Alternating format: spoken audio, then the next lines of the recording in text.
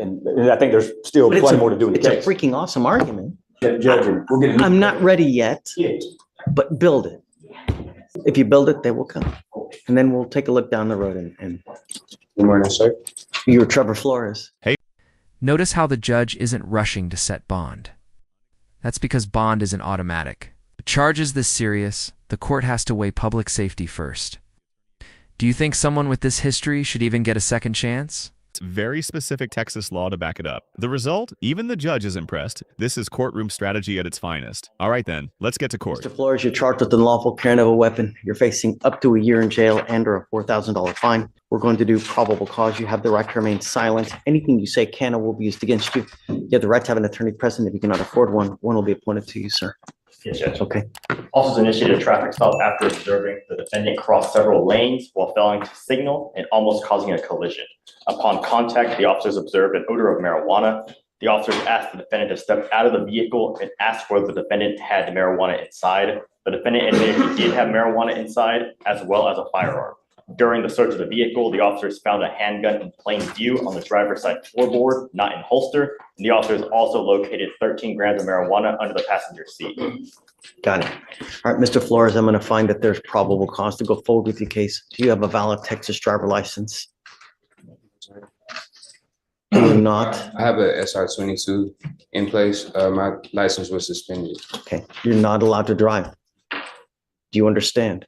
Yes, sir. If I find that you drive, I will have a contempt hearing. It's possible you face another 6 months in jail. I'm going to have you sign an affidavit with me today, promising you that you're not going to drive. Do you have liability insurance in your name? Car insurance? Yes, sir. Okay. I don't want you driving until you have a Texas driver license. You need to call DPS, figure out what to do to get your license. I'm going to give you the phone number now, but it's time for you to get your license back. And when you show me that you have your license and that you have car insurance, I will happily allow you to drive. But until that point, do not drive. Am I not allowed with the SR22? No, I don't know what's going on with your license. I don't know if you've ever had a license. Well, 3 burglaries, 3 thefts, and property destruction, all in one episode. Imagine the impact on the victims. Quick question. If you were the judge, would you consider this just one mistake or 3 separate crimes? Your legal advice, okay? But as it stands, until you have a Texas driver license and liability insurance, don't drive. I'm also ordering you as a condition of your bond not to be in possession of any weapons as well. Do you understand? This is a condition of your bond. If I find that you have a weapon, I'm going to revoke your bond. I'm going to put you in jail. You will not get any more PR bonds. Do you understand, sir? Yes, sir. How old are you? 26. What do you do for a living? High school football coach.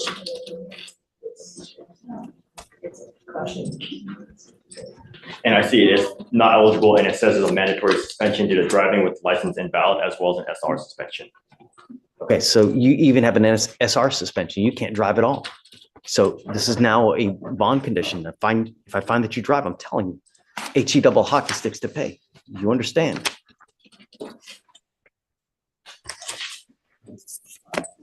So I'm not allowed to retrieve my weapon back? I'm ordering you now, while this case is open, not to have any weapons. Yes, sir. Okay? Here, Stephen, do you mind giving this to me, please? This is the number to the driver's license division to DPS. You need to call them in the morning to figure out what you need to do to get your license back. Don't call them at 9. Don't call them at 8. Don't call them at 1:02. You're never going to get through. You need to call right when the phone lines open, which is at 7 o'clock in the morning. You'll get through, give them your license number and ask them what you need to do to get your license back. Okay. Once you do, I'll tell you, I'll take this off, you know? Yes, sir. Did you want to apply for an appointed lawyer? Yes, sir. Okay. I need you to fill out an application for me. I'll take a look at it. And then assuming you qualify, I'll give you a lawyer today. I'm going to have you sign this agreement with me today that you're not going to drive. And I want you to understand, Mr. Flores, I take this so serious. Don't drive. If you drove here, you can't drive home. No, I didn't drive here. My father did. All right. So I'll have you come up here, swear to us. May I have you go to Jemay, sign a reset, and then we'll have you fill out the application. Okay? Okay. All right. Come on this way for me. Bring a shared code book at the moment. We may have to have you look at a couple interesting things. Okay. And this is on the Trevor Flores case, Judge, and I think you visited with that gentleman earlier. He's present here in the courtroom at the moment. Okay. But I got the case this morning. And there it is, judge flat out denies bond. With over a decade of criminal baggage, this decision feels inevitable. But here's the real kicker. Should dangerous repeat offenders ever be given bond at all, or is jail the only safe option? Following a traffic stop, and I've got a map that is kind of intriguing, I think you'll find, just with the way it's drawn. But he stopped by an officer with the City of Bel Air Police Department, and may I approach to just show you this delineation. But this is, but he's pulled over going. I know the area well. Northbound. He's pulled over going northbound on 610 as he, what is described as makes an unsafe lane change. So he's northbound on 610, wants to get on 59 to go southbound, is erroneously in the wrong lane going northbound. The officer says that she has observed him, makes that unsafe lane change, and that lane change is outside of the City of Bel Air Police Department jurisdiction. Now, we have a particular statute that governs whether officers can have the authority to make a detention of someone when they are outside of their jurisdiction, and that's 14.03 of Their their. PD can still stop someone outside of Bel Air. Well, not for, well, according to the code, it says a peace officer. That would mean that any officer outside would never be able to do anything. No, that's incorrect. There's a very limited exception, and that's what applies in this case. So it says a peace officer who's licensed and is outside of the officer's jurisdiction may arrest without a warrant a person who commits any offense within the officer's presence or view, other than a violation of subtitle C, Title 7 of the Transportation Code. So generally, any offense that an officer sees, he can arrest that person or detain them, as the way the code uses that term, arrest. He can detain that person. But when it's for a traffic offense, that officer is It's not required. arresting him for a traffic offense, though. Well, that was the basis for the stop. Sure. But the way the code contemplates arrest, it's any, and that's defined in, I think, in chapter 15. But arrest, as contemplated by the code, includes detention. And so this officer doesn't have the ability, where that stop takes place, to make that detention. That officer could detain him if he saw him committing theft, could detain him if he saw him committing an assault, can't for a transportation So, code but violation. he stops him for whatever reason it is, right? Comes up to the car and he smells marijuana, Yes. right? Well, And that's then what- don't they even get a drug sniffing dog? Is this the one where they get a drug sniffing dog and they find the weed and, No, Your Honor, that's it. was that a different case? No, it's a different case, Judge, but the handgun, I believe, was in. It was in plain view. No, I think well, so I think what's alleged is it's in conjunction with possession of marijuana. And for purposes of just this limited PC question, not, my focus is solely the detention. I'm not. It's certainly crafty. It's great. But he's not arresting him for the traffic offense. Well, but I think we're looking at a limited scope of what arrest means. So I think you're looking at arrest as in So being you arrested. would be saying that really if he had committed an ag rob, right? Or Well, kidnapping, then even if he had kidnapped, like let's say he had a 2-year-old child in the car that he had kidnapped across state lines. Well, then according to this, because he's in a different jurisdiction, then he couldn't arrest him on that kidnapping charge If too. he saw a kidnapping taking place, the officer could arrest him under that code. But what he can't do is when there's a traffic code violation, we don't allow for example, the El Paso Police Department to come to Houston and then sit on the street corner and arrest people for traffic violations. We don't allow them to make those stops. And that's what's at issue here, is a peace officer who's outside of his jurisdiction able to enforce the traffic I code. know where you're going and I've seen it before, but I'm not.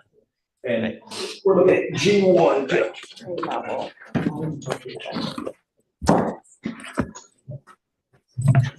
Mr. Williams, taking your time.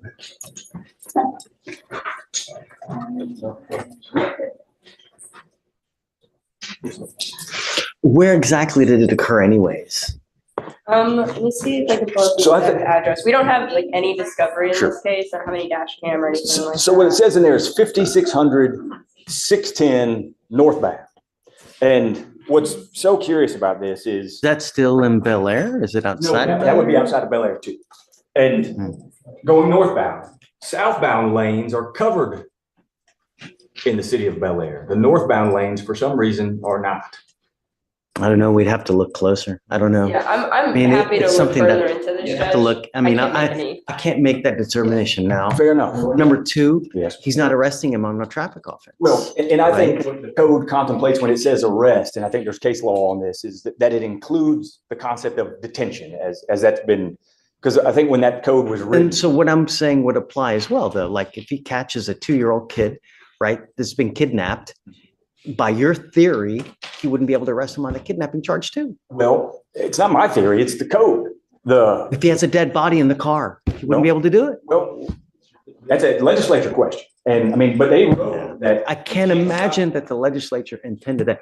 I think that they intended for, yes, for traffic, let's say for speeding, right? Or your tail light is out. Yeah, not to arrest in that respect. But he goes up to the car, smells marijuana, sees a gun in plain view. I can't imagine the legislature intended in that purpose. And my position, of course, is that, this may be for a motion to suppress later down the line, and I think there's still But plenty more to do in the it's a case. freaking awesome argument. Well, but the idea I love you. is Mr. You're wonderful. no right to Great. detain him. Right? Really? I appreciate the judge, and we'll get it. I'm not ready yet, but build it. If you build it, they will come.